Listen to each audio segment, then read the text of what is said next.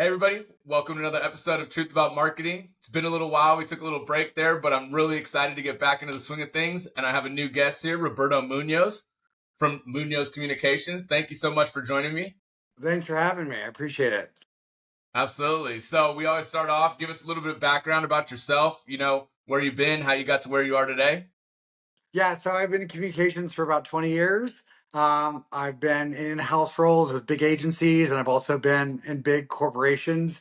Um, Edelman, Weber Shandwick, working with big companies through there, but also in-house, which was probably the majority of my career, which has been at HSBC, where I worked across the UK and Europe, Tesco, where I worked in California, and Asia, and the UK, and at most recently at Fannie Mae, where I was head of Wow. communications there. Nice. But I've started my own, rowing my own canoe, and I've been focusing on moments of inflection and transformation for big corporations. And I've been doing fractional chief communications officer roles, change communications, senior leadership advisory, optimizing communications functions. So, really stepping in when the moments that companies really need you. Awesome. Yeah, no, I'm really excited to dig into that and more about kind of those fractional roles and how popular that's gotten. So, really excited for this conversation, but we start everything out with this lightning round, right? So, we go with, it's like 7, 8 questions, real quick hitters, quick responses, kind of jogs the conversation in the beginning. So, if you're up for it, we'll start with that. I'm here for it. I'm here for it. All right, cool. So, first one, favorite marketing technology.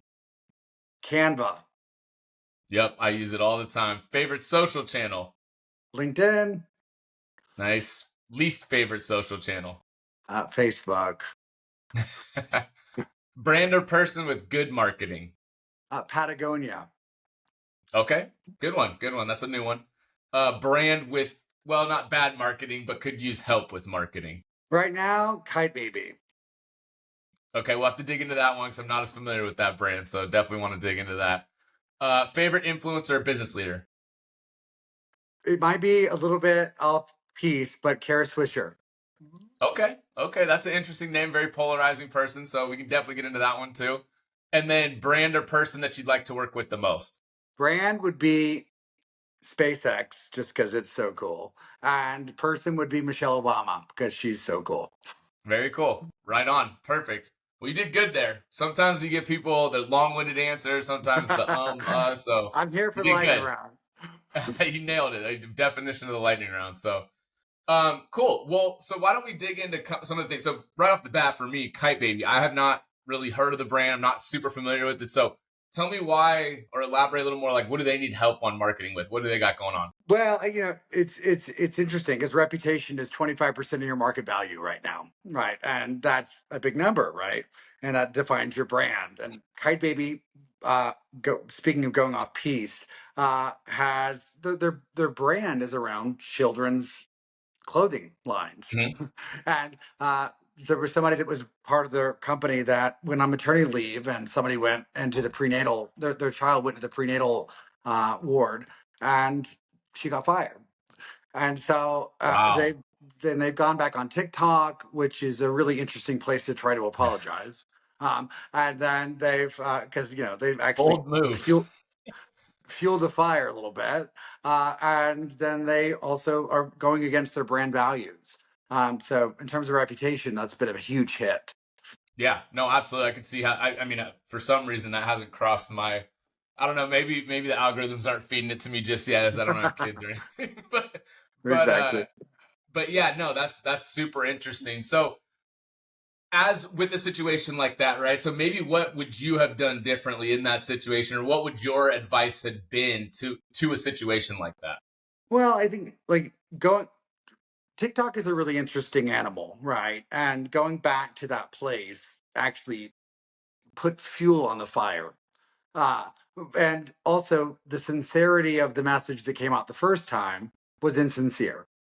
And Right. so the CEO had to come back and say something that was sincere later, which just does lots of detrimental impacts to your Yeah. brand. So being forthright, being honest, but to be honest, the question is what your values are. And if you were leading with your values from the first place, something like Right. that wouldn't have happened. Your policy would have been set up in a way that you wouldn't have had to go into this in the first place. So I think Yeah. there's the foundational point, and then there's the what would you do to fix it. And I think those are two different things, but actually starting with the foundation is the way to make sure that your brand is secure.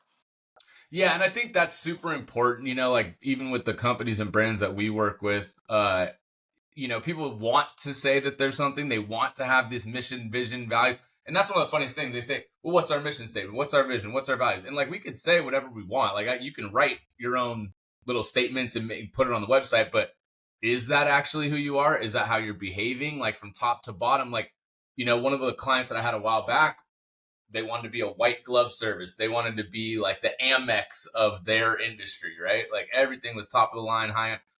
But then like they would send out plain text emails. There would be like no design involved in some of the stuff they were doing. Customer service was very like short, abrupt, or to that matter, like, and we can get into this too, but they were using very like bot-ish like AI for customer service. Like that's not white glove.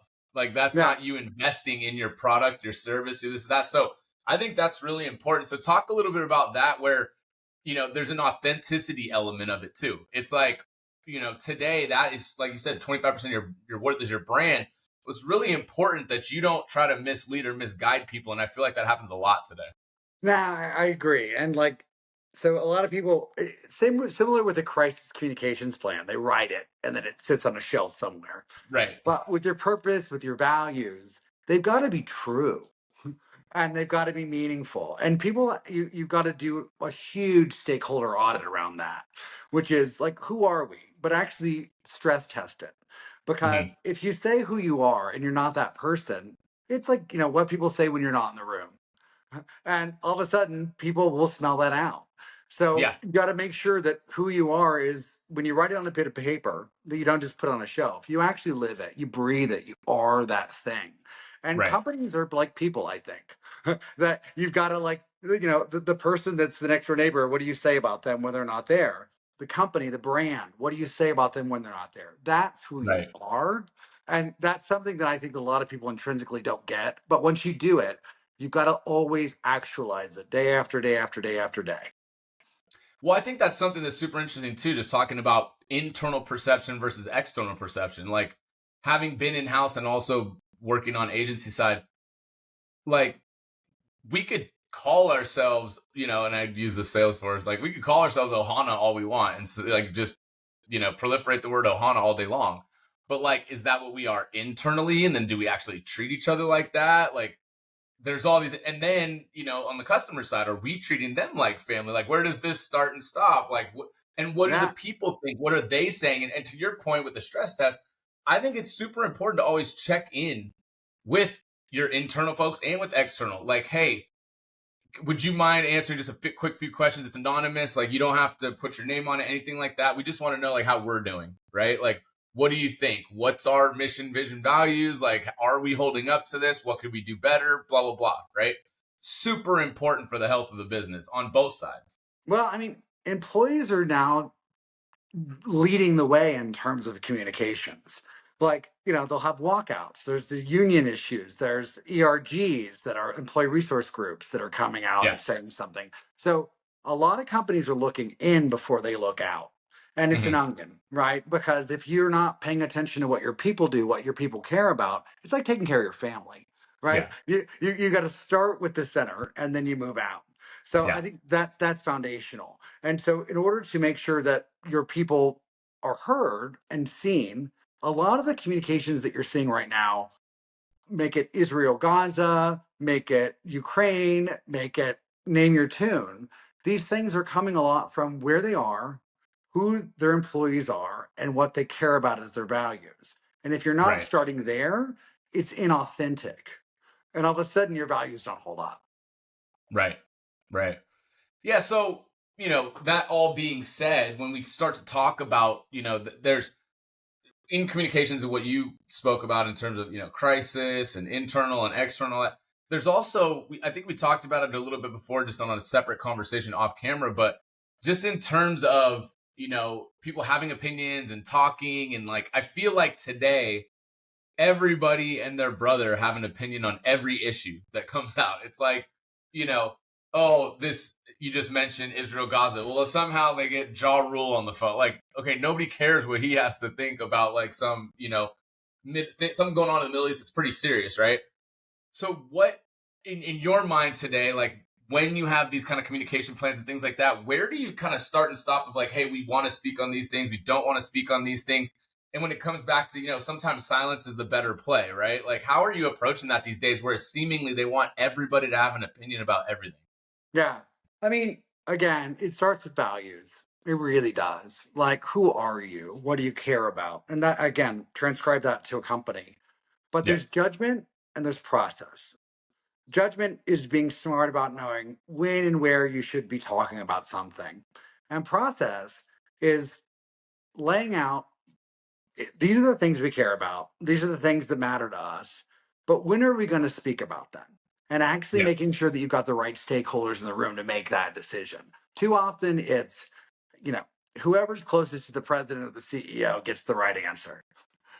But actually, what you do is you do scenario testing where you're like, are we talking about this issue or not? And if we are, you know what the Supreme Court cases are that are coming up this summer. sure, And you know that that's going to, and you know there's a presidential election coming up. sure. So you know some of the issues that are going to be intrinsic to your brand, and making sure that you've got the right process around that is the most critical point of it.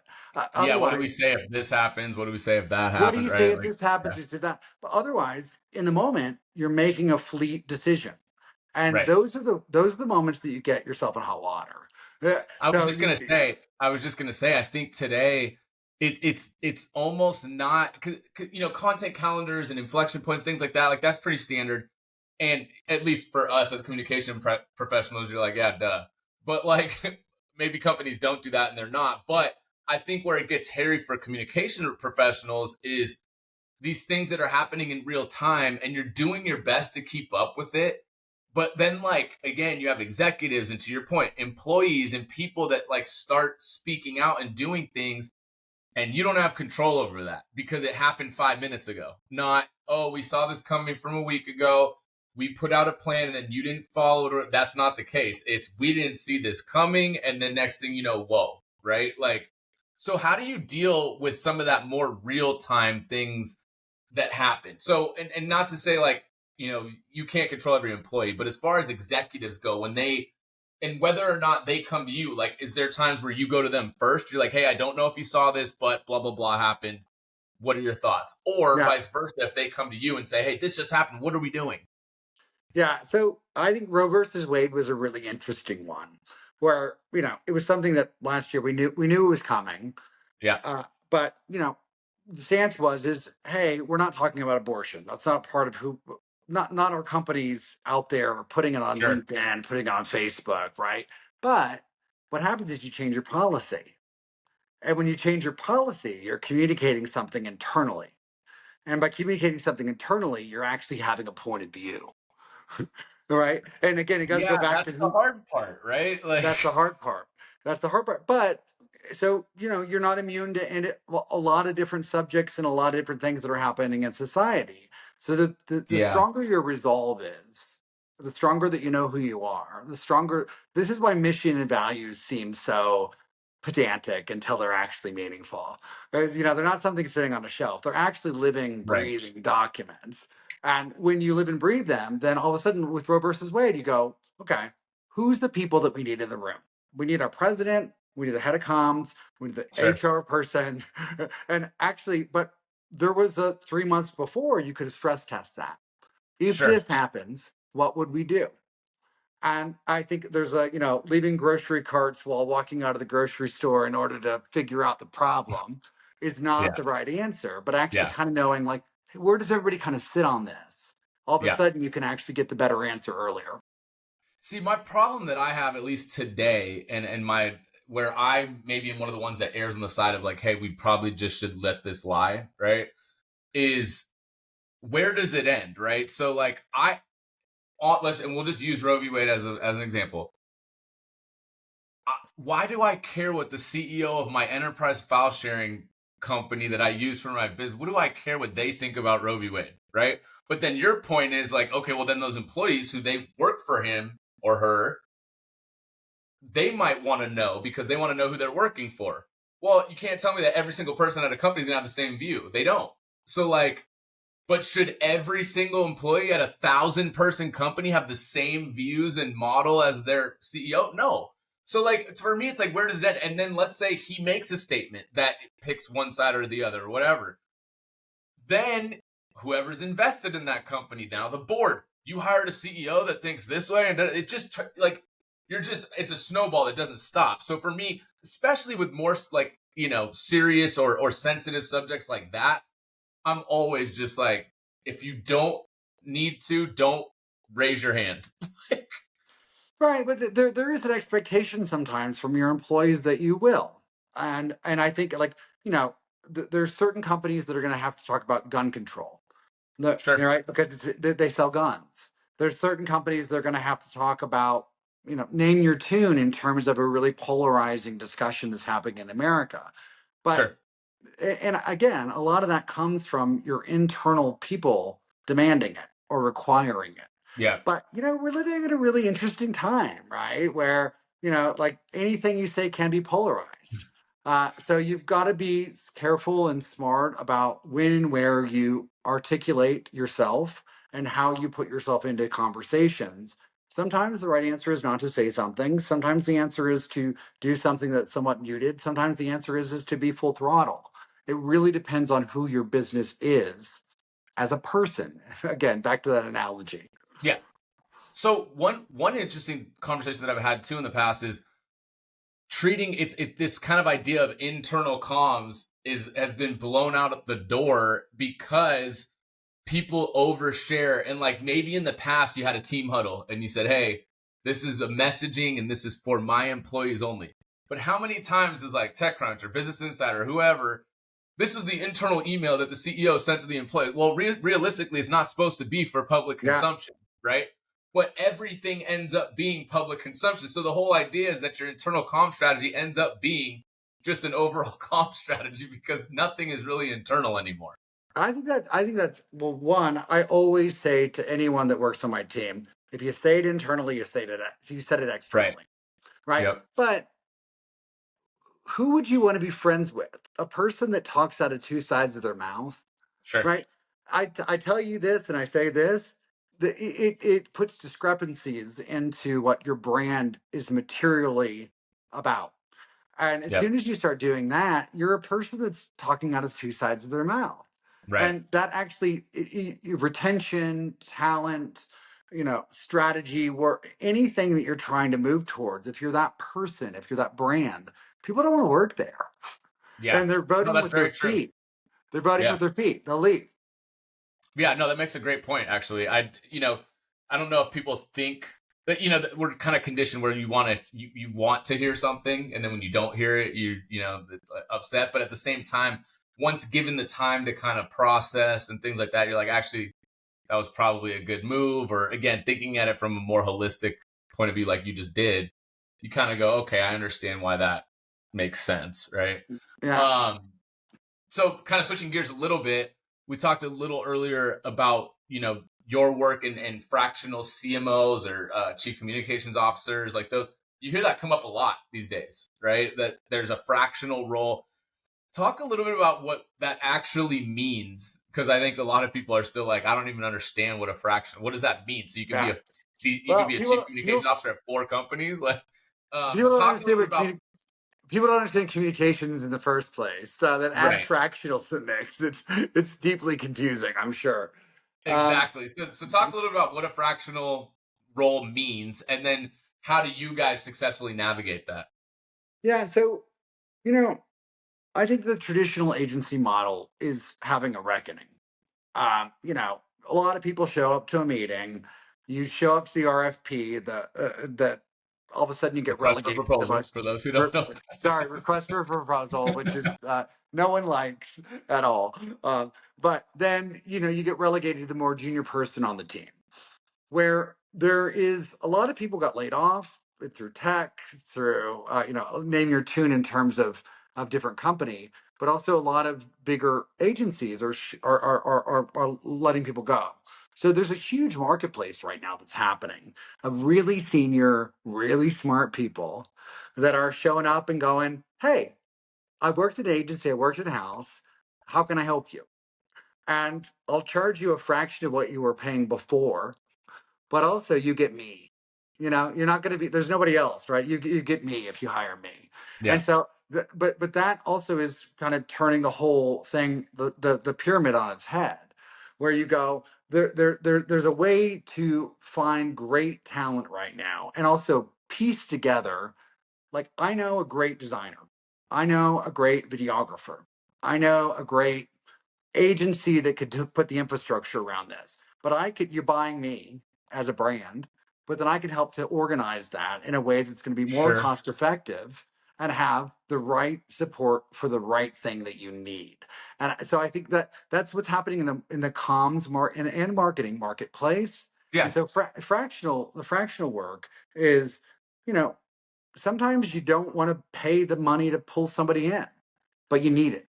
A board member asks about it. Yeah. Somebody goes on mat leave. So, with that being said, though, right, when we're talking about these roles and what a fractional person is doing or being brought in to do, it still almost sounds like a consultant to me. It's almost like we repackaged what a consultant does, right? Because, like, if a business comes to hire me, they say, hey, like, you know, I need somebody who's a really great professional that has history in house, has history in an agency. We need them to help us with comms. We want to help them with PR. We want press releases. We want all this stuff. I mean, in the and I say old days, but 10 years ago when I Right. was doing PR, that was a consultant or it was an independent contractor, right? Same thing. If you had to hire them full time in house, they would cost you $200,000, $300,000. But as a consultant, I pay 10 grand a month or 8 grand a month or whatever it is, right? Well, same for that independent contractor. They can take on 4 jobs and make Right. Well, So I to mean, me, like, the fractional thing sounds like a consultant, but well, I think that comms is moving from packaging and handling to the ingredient room, right? okay, We are the mirror back to the organization. We are the truth of your values. We are the people that are heralding them outside. Where it used to be like, how do you make this sound good? Versus, how are we good? And I think it's a right, really different way of thinking about who you are, what you care about, what you're doing. And with comms, earlier you can get fired for not saying the right thing. We saw it in sure, higher education. We're seeing Kellogg's going through a have cereal for dinner moment, or Wendy's saying surge pricing is something that we should do in our branches. Like, these things, they have huge brand impact. And sometimes it's not just the crisis communications plan that you have in place. It's knowing that you've got the right person that's giving consultation at the front. And right, that for me is, it's a problem when it becomes a problem, but to navigate the Titanic that didn't hit the iceberg, it's a really important part of how communications professionals show up and what they yeah, deliver. So all that said is, with the fractional work is, I think a lot of companies are saying, we don't have the money for it for the full time person. We don't need it all the time. The board member might have asked about it. The CEO is thinking about it, but right, we want you 3 days a week. We want you here for 20 hours a week. And when you've got the right senior support that can help you to navigate that, that's exactly where fractionals can plug in. And it could be mat leave. It could be you're waiting for the best hire ever and you still need to get the right. scaffolding put in place. Whatever the answer is, you can't avoid it. And avoiding it can be destructive to your brand. So having the fractional piece to plug in is I think there's a marketplace for it. Okay. Yeah, I mean it's super interesting. Like I said, I to each their own of what, like in terms of labels and things like that. It's just really insightful to understand kind of what or even how they would differ. Like people still do label themselves as consultants or so Yeah, understanding that like the differentiation is just I well, cool. so this is a little bit of my own mind. I think if you say I could do fractional chief communications officer work, I can do all the other stuff, right?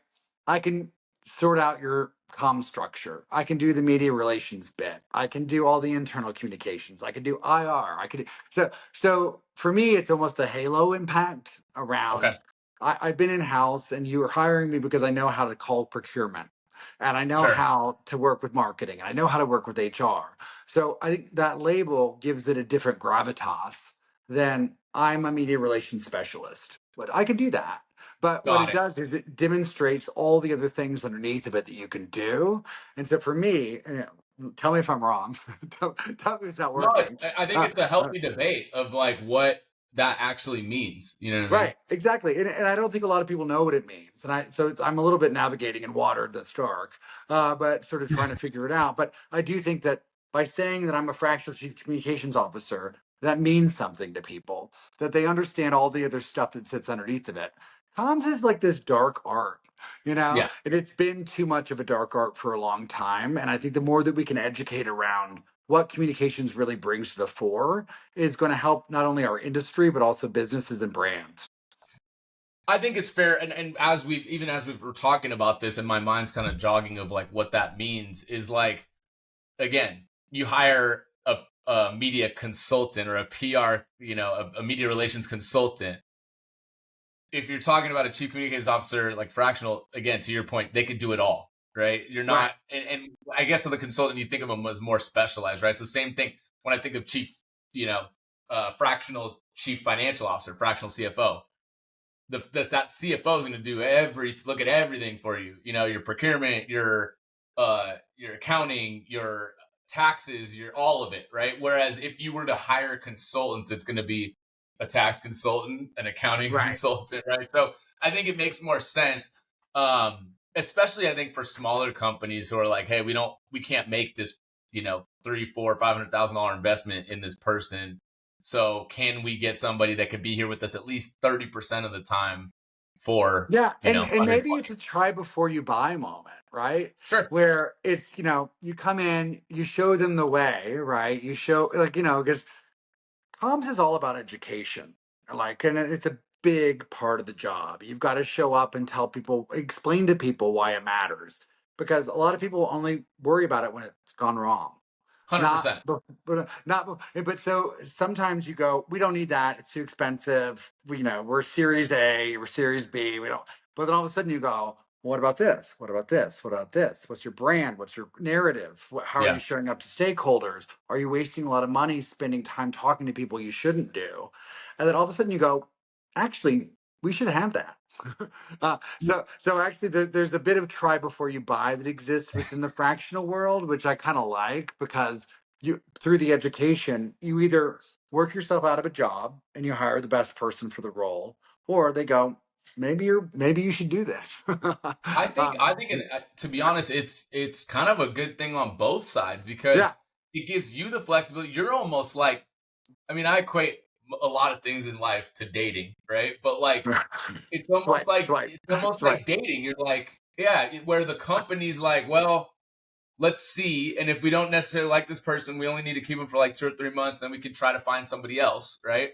And as a and you can put whatever dynamics you want on it, but the idea that, well, I'm going to go date multiple people at once, then I'm going to go work for 3 different companies and I'm going to pick the one that I like the most and then see if I can't get with them full time, right? Like Yeah. that's to me is a perfect example of how that's going. So Yeah, it's like the polygamy of consultancy. Well, but I I think that either you want to do that, you want to row your own canoe, you want to do your own thing, and yeah, or that actually it's potentially turns into something that's bigger. Either way, I I think that comms folks really the need for what we offer is more acute and more known now than it's ever been. And we I are agree. getting invited to the top table for a reason. You've got to have the right skills. You've got to have the right aptitude, the right energy, the right personality.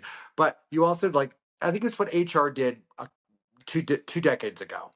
HR was the billing department and the person that signed all the things when you showed up. Yeah. But now they are an essential part of how culture is, of how Mhm. an organization operates. Comms is actually figuring out its light in this moment. And I think that the more that you see what's going on reputationally and the more that the country's polarized, the world's going through conflict, the more that what we offer is something that it's unavoidable that you need it. And so having it in a bit ability to have it in a fractional way is something that maybe I can have a bit of that, but I don't have to have the whole full. I can have a la carte, not the full menu. Well, I personally like this conversation, the way the pendulum has swung in general, right? I think, again, with companies and startups and booms and busts and the way the economy goes, and, hey, first thing to go for some reason all the time is like your agencies or your comms or your PR, or like, oh, sorry, we're not doing that. Like, we don't need it. What's happening in my mind is that you're seeing this kind of evolution of where now companies cannot afford to not have at least somebody thinking about your messaging, your branding, your communication strategy. And there's this like famous saying, I don't even know if he actually said it. I don't know if I've ever even fact checked it, but that like Bill Gates is like, if I had $1 left, Yeah, right, yeah. I would spend it on marketing or comms. And that being said, it was so powerful that like, and I also think that Bill Gates being more the engineer and techie kind of nerd side, whatever, it was important that he had somebody that could communicate his message and what they were trying to do, right? Same could be said for Steve Jobs. Shout out to Katie Cotton, rest in peace. But like, there was a lot of people that were really good at converting messages and delivering things that people who otherwise just don't have the skills to do so. I just think today, regardless of if you have a really good, figurehead or CEO, the way that the fast moving pace of social media and the news and news cycles and everything, you just got to have somebody there full time. Yeah, it's interesting that I think Trump taught us all that if you believe it, it's true. If you tell everybody enough, they believe it's true. And I don't mean that to be callous or to be glib, Sure. but Not the strategy. It's a strategy. Right? there's a strategy there, and like him or not, and take it for what it is that he's convinced a huge population of the country and of the world that he's the right answer. And I think that comes through projecting success and projecting something of your brand. And again, I don't think that I think the enduring brands, the brands that last, the brands that matter, the brands that are going to be here when our grandparents are here, are the ones that go back to values, that are true to what they are, and that consistently deliver upon that mission statement, that purpose statement, their values. But Mhm. the world of one to many has changed. It's not put the billboard up and tell everybody something. It's many to many. Right. And that was it. I was on a panel the other day, talking to some millennials, which I am a millennial by 1 year, and Gen Zs. But actually, a lot of people are going into the comments on social media to find the truth out. Right? They're stress testing it. And they're going into not just what you said, but how people are critiquing what you say, because they'll find the answer there because there's debate happening within the comments, But which then I thought see, was that goes really back to interesting. the you're listening to mob mentality, right? So if everybody says it, that makes it true, right? Well, I mean, I I don't know. A brand needs to be true to what they are, and they need to say what they are, and they need to live up to those values consistently. I think that somebody smells it out. Right. Sure. Eventually, if you're not who you are, somebody knows at the party that you went to that you didn't do the thing that you said you did. Right. Sure. And so, again, back to the person being the brand, I think that those things get sussed out. So, if you're going to be enduring and if you want to show up consistently, you've got to go back to the bedrock. And that's the way that I think brands live the test of time over time. Otherwise, you can make a lot of money on a flash fry, but you might not be the enduring brand that's going to be there for the long term. And for me, that's the way in which you build a foundational understanding of what a brand is. No, absolutely. I agree. I think too, it starts with the comms people because there's an education factor that goes on with that, right? Like you and I can sit here and talk all day long about what we know and comprehend about comms and strategy and everything else. Whereas maybe a lot of people don't really understand how critical it is still, or they think they know, but they don't understand what all goes into it, right? That's just a really important piece that I think that education is just as important as like execution. It's like, I don't want to be telling you to do something and you're just doing it because I told you. I want you to understand why we're doing it, right? And Yeah. start to, you evolve as a leader and as like a CEO or whoever we're talking about. Like they also need to start to evolve as well. Yeah. And like education is 90% of my job. And the more that people understand, again, back to comms has kind of been this dark art that people were kind of like happy to have that was ours. Yeah, But the more that people understand what d- a CEO's job description it has comms inside of it. Every C-suite leader has comms inside of it. But just because it has it doesn't mean you know how to do it. sure. And having a strategic partner that can help you to understand what that comms piece means for you. I- Yeah, I- so many times you get people that are like, "Oh, I get it, I get it, I understand it." You're like, "No, you can't red line an article and send it back to a reporter. right. You can't tell them to write the story that you want to write. This is public opinion. It's the First Amendment right, right? Yeah, So actually, like every day, the more that you educate, and this is my mantra now within our industry, is to say, the more that all ships rise together, the better ability that we have to be able to do our jobs well. yep, Because otherwise, everybody's a communications expert, and they're not, right? yep. But and I don't mean that to be sassy towards them, but I also think that like the more that we understand what it means to be a communicator, I wouldn't go to IT and say, "Here's a data entry point, program it." In the same way that you wouldn't do a communications expert to say, "Write a press release, send it." And so Yeah. I think so that for me is like we've got to get to that level of understanding of what we do, and the more that we do, the better the brand is. Well, I think there was kind of a double entendre in what you said too about education. Like, yeah, 90% of my job is education, but it's not just me educating other people. Like, it's me educating myself, right? Like, what's going on, what people are talking about, doing social listening, right? So, like, again, a CEO, a COO, whatever, CFO, they could see something in the news and be like, well, I saw these people were saying this. It was like, yeah, but we're the ones that have to go in and look at the comments and look at where the narrative's going and looking how the conversation's evolving because they could see that one thing and go, oh, this is how we're going to respond. And you go, wait a minute, this is going to turn really quickly. Like this Right, pendulum's going to fly the other way. So before you go do that, let me just give you some examples of what's going on out there and what people are saying. And like, again, that goes back to someone having their head in the game all the time. Right. And I right, don't expect a CEO, a CFO, CMO, any of those people to know exactly what's going on in the trending topics and what's going on Twitter and what's going on in TikTok and they have other jobs that they're doing in leadership and like things that are actually making the business go from an operational perspective. I don't expect them to be up to date on it. That's my job, right? As a right. communications, understanding like what people are talking about, the trends and all that. So to your point, I think there's a double entendre there that we have to stay educated too. 100%. Like, like every morning I read all the news, like all the news. Because, Yep. if you put something out in the middle of a firestorm, you're going to get dragged into it. And Right. especially with so many different verticals that are happening of whatever the thing is today, if you put something out that's not paying attention to the mood music of the moment, then you actually could do it your own goal. But Yep.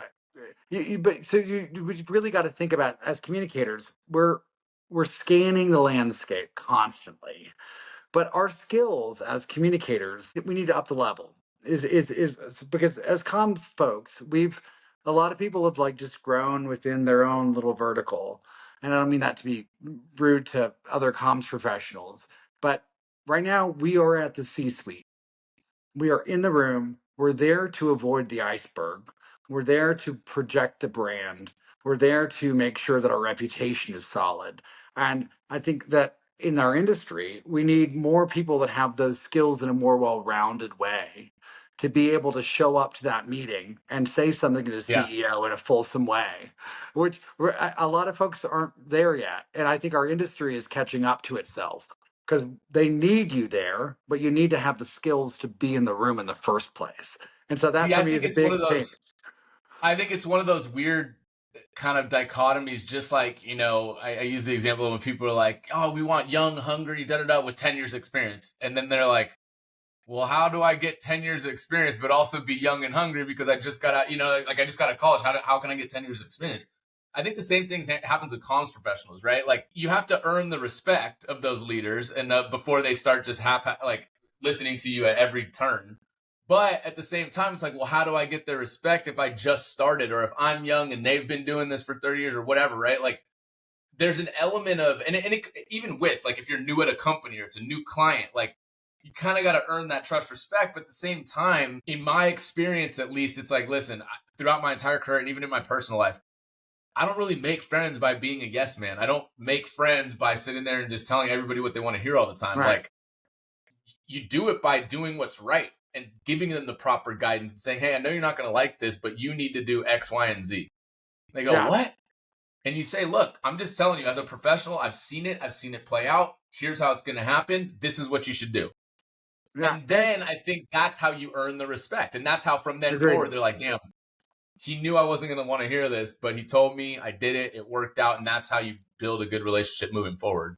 Yeah, and that relationship's so key because if you don't have like, a lot of times I had a really great relationship with the former president of a company I worked for, and I knew everything about her. I knew everything that was going on. I knew everything that was going on with the company, and you want that explicit and implicit understanding that Yeah, I'm here for you, but I need to know what's going on in every facet of the organization, and that trust that you build is because it's vulnerable. It's a very vulnerable place to be. 100%. And to have that trusted advisor that's sitting next to you to be able to give you that information is critical, especially with what's going on in the world right now, right? To have that is it's crucial. And I, go back to Katie again. She was somebody that I met very early. Like I was living in Menlo Park and just long story that could go forever with that story. But Katie, she was Steve Jobs' like right hand, her confidant, and like don't get me wrong, she like took it on the chin when he got sick, and they were like, Katie lied. She said he was fine. Blah blah. We have no idea what he wanted, what she was trying to like. That was between them, right? But all that mattered in that moment, and her as a professional and as one of the top 50 most powerful women in the world, because she was the right hand of Steve Jobs, was that they had such a close relationship and such a trust with each other that Steve Jobs, who again, this guy could change the world, like literally Right. has changed or did change Has the changed the world, world, yes. is trusting in this person. His right hand was a comms professional, right? Like not a lawyer, not his COO, not a co-founder, his comms person, right? And so like to me that speaks volumes in the sense that like that's how important that relationship is and how valuable it is to have somebody that's that good that you can trust. Yeah, and we saw through the legal advice through the higher education kerfuffle that happened was, you know, how do you say it like a person? How do you say it with empathy? How do you Yeah. say it, and actually that really matters. And saying it with a legalistic tone and doing the right thing by the law is different than Right. being a person. So that's where these marriage of, legal meets HR meets marketing meets comms, these Right. sort of supporting functions, which I think were enabling functions, is the way in which you can actually sort of show up and deliver that on a daily basis, but also be able to add huge value to the organization, but also dodge the icebergs. Absolutely. Absolutely. Well, Roberto, I really appreciate it. This is a great conversation. Lots of great nuggets. I'm sure we'll have some great content here. I spend the whole time asking you questions. So is there anything that you want to ask me? I would like to ask you, why are you doing a podcast? So I've gotten this a few times or different versions of this, but ultimately it started as a passion project. I love to connect. I love to talk to people. And honestly, every time I do these, like as much as it takes time and it's consuming, I'm like reinvigorated. I get excited. I just enjoy like talking to people and learning more about different perspectives and being able to share my own point of view. So ultimately it's become something that like, again, not sitting here trying to monetize off it. It's not something I'm going, I'm going to make all this ad revenue. It's really more about just helping like me and whoever I'm talking with and chatting with like progress as people and as professionals and also give visibility to it. Like, hey, I Yeah. worked with some pretty cool people. I know some pretty cool people, and it's awesome to be able to like share these conversations with the world. So It's been fun. More than anything, it's just been a passion project turned into a really fun, kind of inspiring thing for me. Well, it's been cool meeting you and hanging out with you and doing this thing. It's been awesome. Absolutely, absolutely. Well, hopefully we can connect again after this. And then big thank you, shout out to HighLevel, who's been a big part of my life as a marketer and everything, and also kind of supports this podcast. So shout out to them. There's a trial link in my bio and also at the bottom of this video. So check them out. Thank you again, Roberto. It's been a pleasure. We'll talk to you soon. Thanks.